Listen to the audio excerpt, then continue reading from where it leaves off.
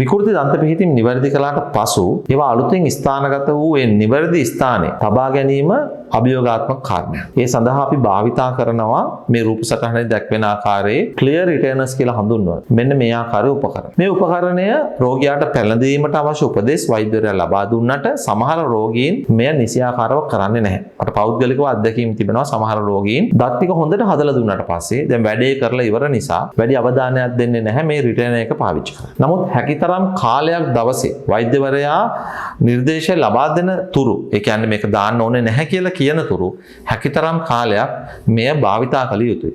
එම් භාවිතා කිරීමෙන් ඔබ මහන්සි වෙලා වියදම් කරලා වගේම කාලයක් තිස්සේ මහන්සි වෙලා කළ ප්‍රතිකාරයේ මේ දත් නිවැරදි තැනට අරගත්තට පස්සේ එතන රඳවා තබා ගැනීමට මේ රිටර්නර් එක වැදගත් වෙනවා. ඒ නිසා මේක නොසලකා හරින්න එපා.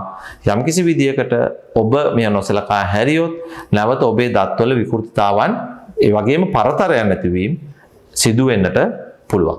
දන්ත ශල්‍ය වෛද්‍ය විද්‍යාව පිළිබඳව මුඛ සෞඛ්‍ය පිළිබඳව දැනුම ඔබට තවදුරටත් ලබා ගැනීමට අවශ්‍ය නම් මෙහි ඩිස්ක්‍රිප්ෂන් එකේ තිබෙන ලින්ක් එක හරහා අපගේ WhatsApp සමූහයට එකතු වන්නට පුළුවන්.